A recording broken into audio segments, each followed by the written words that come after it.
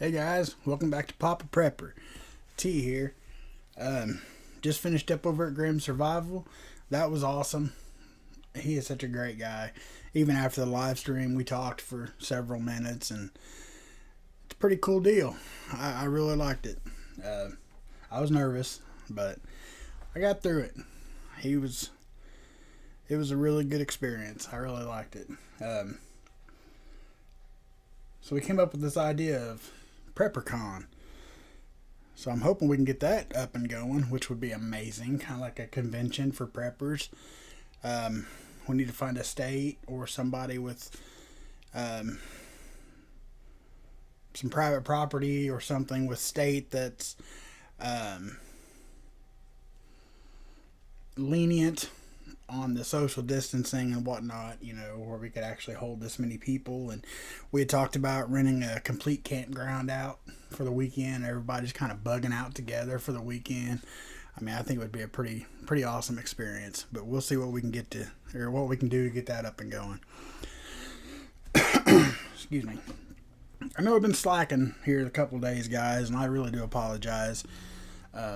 Stuff just comes up and life happens and I fall asleep and and I've just been all over the place with my videos. But tonight I got some pretty good feedback from the video I done the other day with many different uses for common things for bugging out, or just in general. So I got a couple more things that there are multiple. And there's no way I could name them all, because as soon as I'm done with this video, you guys could probably say, well, he forgot this and this and this and this. You can do with that, but you'll get the point. The first one I want to start off with is dental floss. I was never aware of the strength of dental floss. If you double it on itself or triple it, it becomes very strong from some of the videos I've seen. But you can use it to slice food. A lot of the stuff I've seen, on video or whatever, and it can be done. Dental floss works great to slice soft food like cake, bread, hard-boiled eggs, cheese, avocados, watermelon, stuff like that.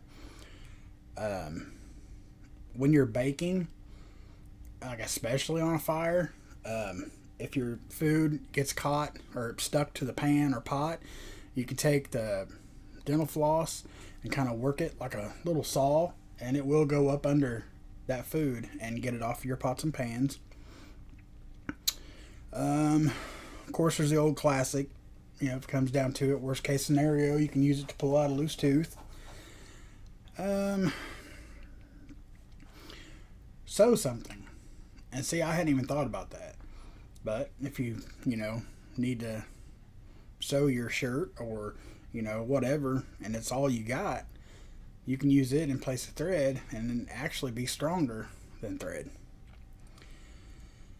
You can use it in your gardening to grow anything that vines.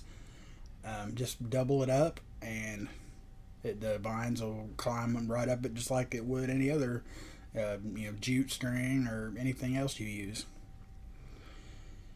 In a pinch, and if it's all you got, you can use it for fishing line.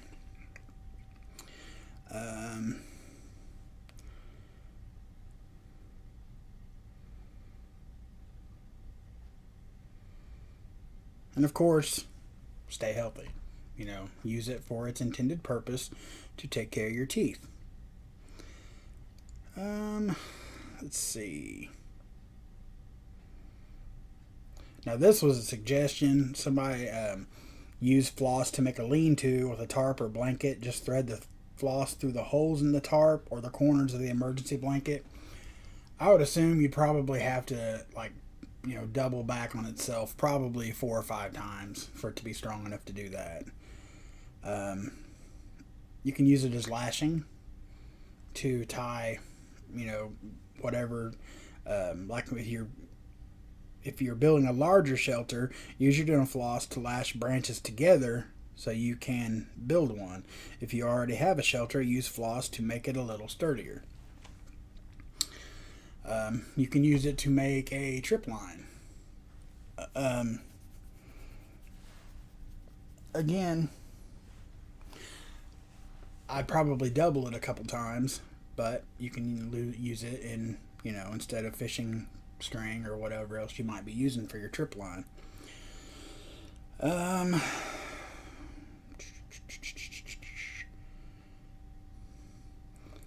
If you have enough of it, and I would imagine it would take a lot to do this, but you can use it as restraints, as a clothesline.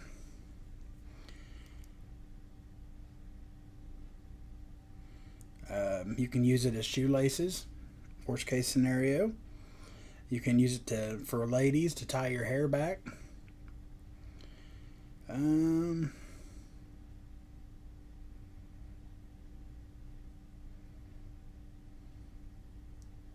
Sorry guys, there's some of these I'm not going to pass on because a lot of those in my mind clearly would not work. It's just something they had to throw out there to kind of take up space. And I guess depending on what you're trying to snare, you could use it to make a snare. Even a rabbit or squirrel, I would double it up. I mean, it's not that strong. You can use it as to make a spear. I mean, assuming you have a blade and a, branch or whatever to make the spear out of, you can use it to bind them together. This was a cool one, to make a fishing net. I think that would be, I think it's pretty doable.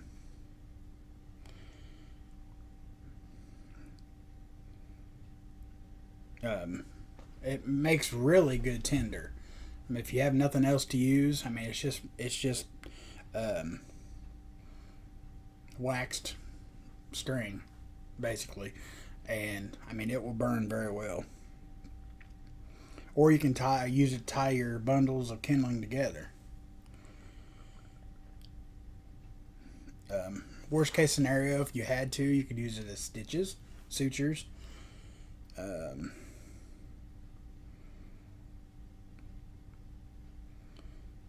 And here it says fix your glasses, but I mean, I guess that could work maybe for a couple days. But what they're talking about is right here where the little screw is on that.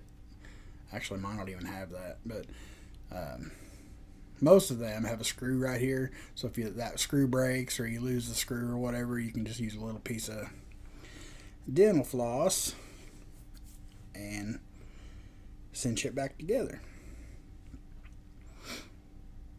Now this is one of them I was talking about. Like, as soon as I get done, somebody will say, well, he forgot this, or he should have said that. And the possibilities for duct tape, I mean, it's, the old saying, if you can't duck it, right? Okay. So, build a shelter. If you have a few trash bags, ponchos, tarps, or anything that'll block the wind, you can use tape to piece them together into a temporary shelter.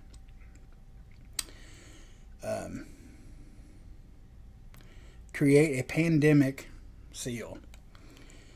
If there is an airborne disease in your area, use duct tape and plastic sheeting to seal a room against pathogens. You can use it to fix a screen or mosquito net. But if you do that, you're going to want to tape on the inside and outside. Tape them together. Fix a broken fishing pole. Fix your clothes. If you have no way to sew your clothes, you can patch it temporarily with duct tape. Fix your gloves. I've had work gloves with duct tape wrapped around the palm of them before. It does work. Hold your pants up. There's a good chance you're going to lose weight during a long-term disaster. If you don't have a belt, you can make one out of duct tape. And I know that's fact. You can do that.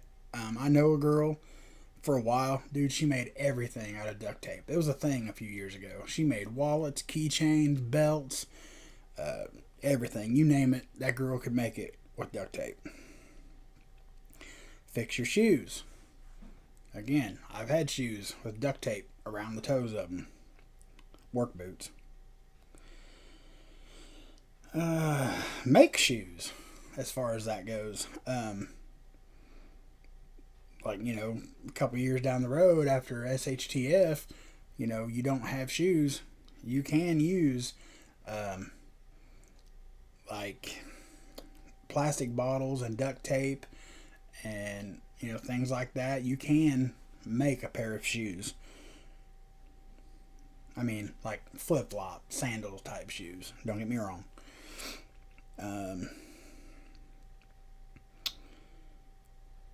Fix your glasses. We've all seen that, whether it be a joke or in real life. Somebody will, have duct tape around or tape around their glasses on the earpiece or in the middle where they've broke. I mean, it does work. Fix buckets and trash cans. Duct tape is extremely strong and very waterproof. There's not much duct tape will not stick to.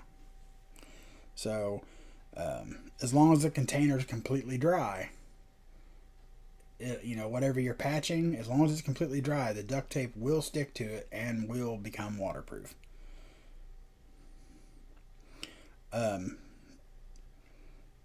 Fix your rain gutters, but what I'm saying is, like, if you have a rainwater collecting system or catchment system, most of them's going to have a downspout or, I've seen a lot of people just makeshift use a piece of, guttering, and they'll just angle it down instead of using the downspout.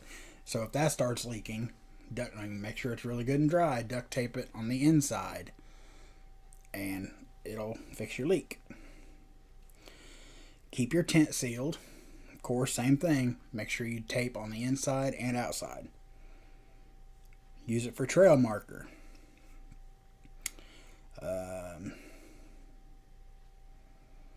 You can use it to hold bandages in place. Use it to make a sling.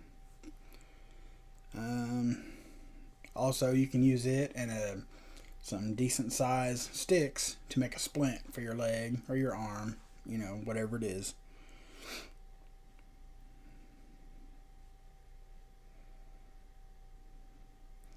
And make a crutch.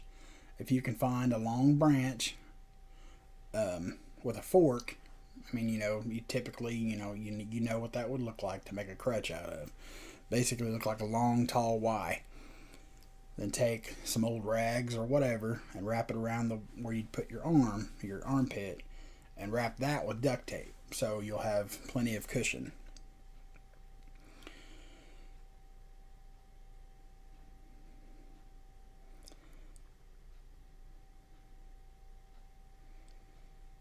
Again, you can use it to make a makeshift spear. Probably a one-time use deal, but if you use enough of it, it would work.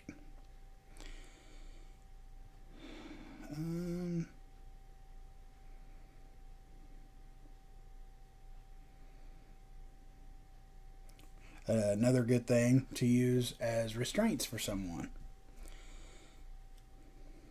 Seal food containers, seal ammo containers, strap supplies to your vehicle. Maybe.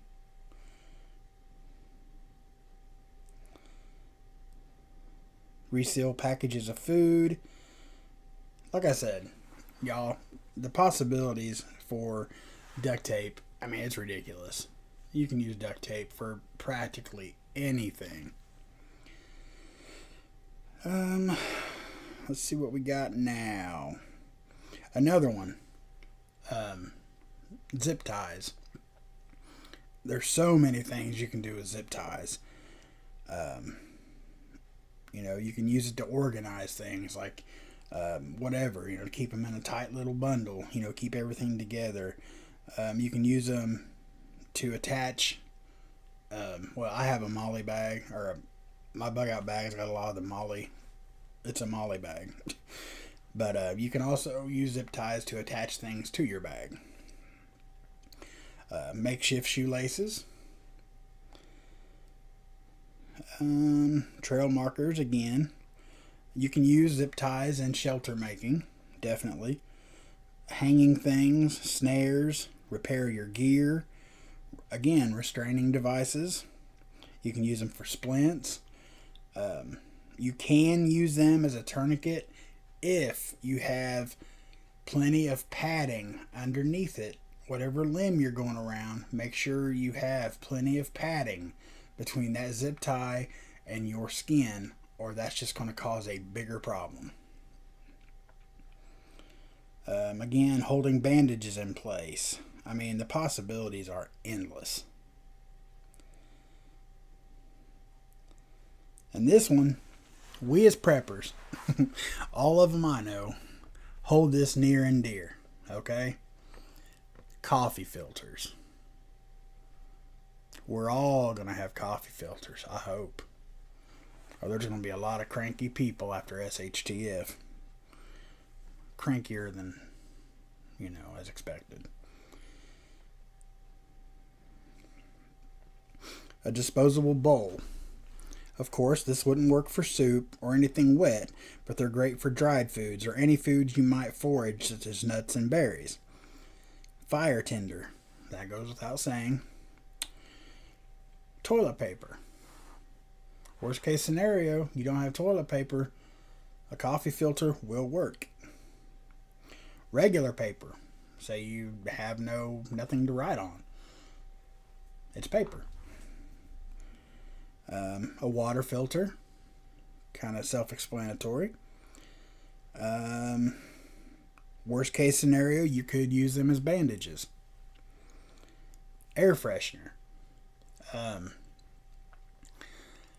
Say grid down situation, whatever, and you're having to carry in water to flush your commode or whatever, and you don't have air fresheners, or you can take a coffee filter and pour baking powder or baking soda and anything like that in there that smells good or absorbs odors, and put a twist tie around it or a zip tie and just hang it, and it will help. Coffee filters are amazing for cleaning glass with. It's streak free, doesn't leave lint on your glass. I mean, just a perfect, great window cleaner. It's a really good seed starter. Get it wet, wring the excess water out, flatten it out, lay your seeds that you're wanting to sprout in there, and just fold it over it. Excuse me. And then put it in a Ziploc bag, but don't seal the bag. Okay? And you'll get that natural greenhouse effect, and it will it'll make your seeds sprout. And as soon as they sprout, carefully put them in dirt.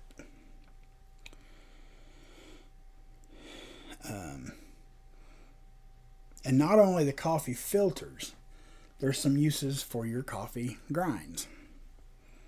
Or coffee grounds. However you want to. Everybody says it different. You can use it in your compost material. It's very, very high in nitrogen. And it will add that to your compost. Fertilizer. Coffee grounds do more for your garden than just boosting the compost. They also act as a fertilizer by enhancing the acidity level in the soil and attracting earthworms, which are great for gardens. The increased acidity is also important because many different kinds of plants require acid in order to stay healthy and grow fast. So there you go.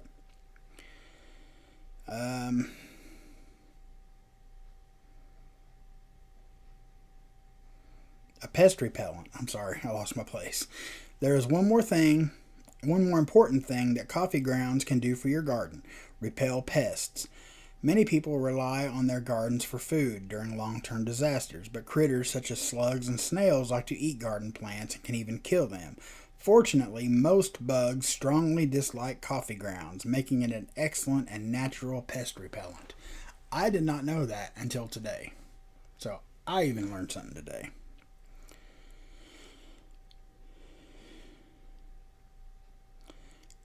Kitchen cleaner.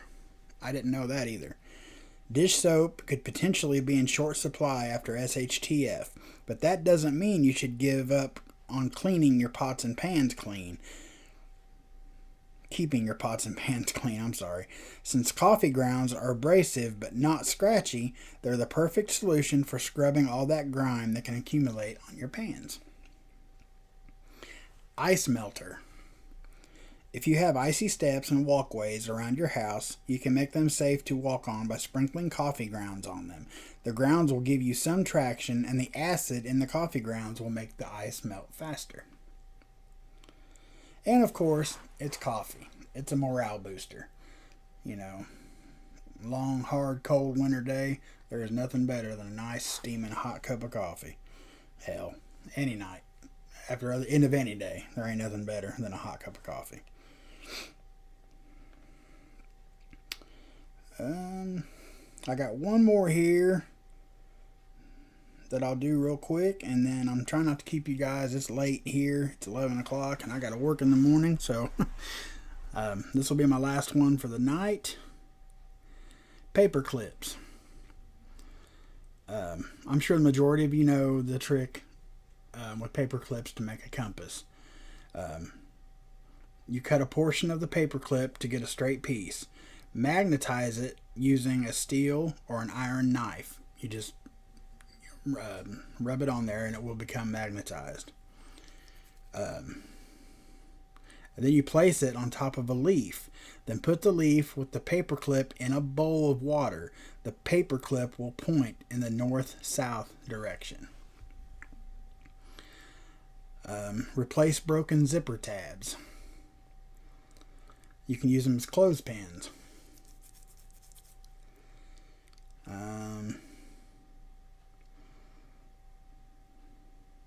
You can use them for finger or toe splints if you break one or the other.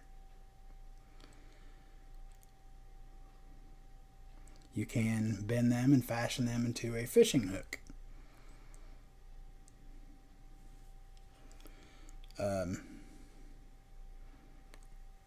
This says meat skewer, but I don't know of a paper clip big enough that you're going. And it says for meat or marshmallows. Most paper clips at their biggest, like unfolded, are this long. So unless you got a little bitty fire, I don't know how you're going to get close enough to without burning yourself to use them as a meat skewer. But I didn't make the list. I'm just kind of compiling different lists and passing them on to you guys. Safety pins. Obviously, you can use your imagination. Twist ties. Blow dart needles. Antenna, which that does work. I've done it before back in the day. It works. Bookmark, of course. You just slide it over the page you're on.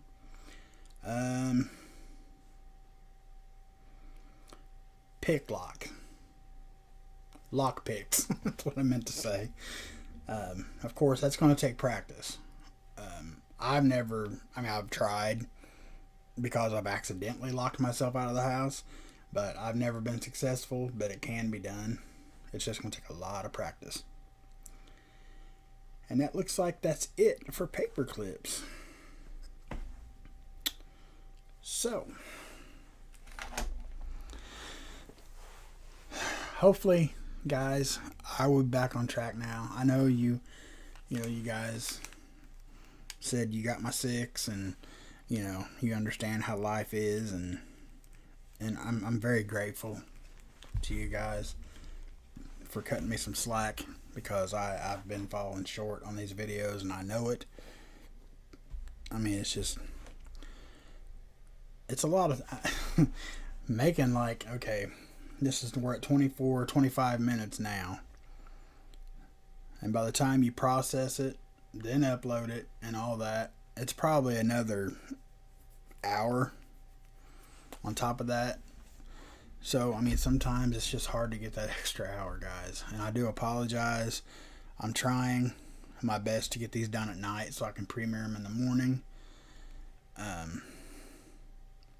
Which I think that's going to work out really great because I heard Graham talking about John's at 9. Graham is like 9:30-ish.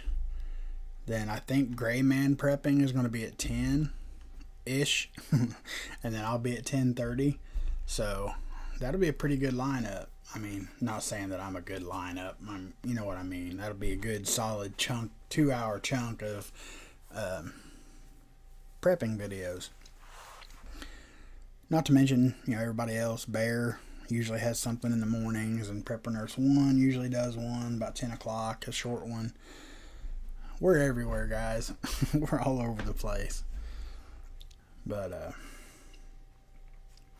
again, don't forget, this Saturday I'll have Sean M.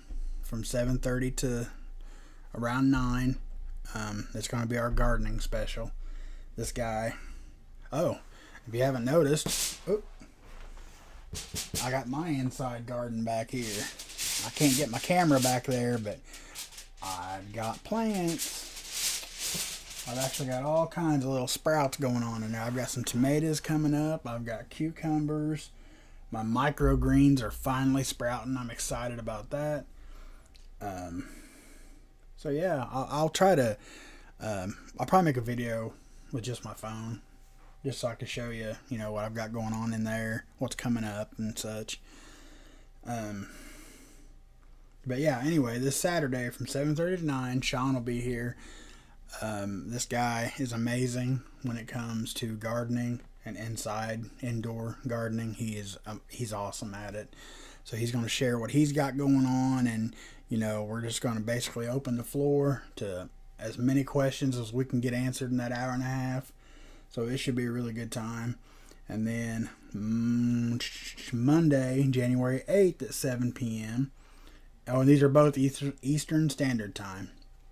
Prepping Plumber will be here. I'm really excited to talk to him too. If you have not checked out Prepping Plumber, go to his channel, subscribe, and this dude is easy to binge watch. I mean, he's a great guy. Good family man. Christian guy. He's a good guy. Just all around good guy. Very good content. He's been doing this for a long time. Not on YouTube, but he's been prepping for a long time. He knows his stuff. So, just a good old boy. He's gonna be fun to talk to. So I'm excited about that one. But I think I'm gonna head to bed, guys, and you will be seeing this tomorrow morning. So I will wish you guys a blessed day for tomorrow. But so that'll be tomorrow morning. Saturday morning, I'm not sure if I'll have a video or not. We're going to try to go out and do something tomorrow night, I think. I don't know. But I will definitely be live at 7:30 and hope to see all you guys there. I'm hoping it should be a really good show. Really good interview. But until I see you again, God bless each and every one of y'all. I love y'all. Be safe. Papa Prepper out.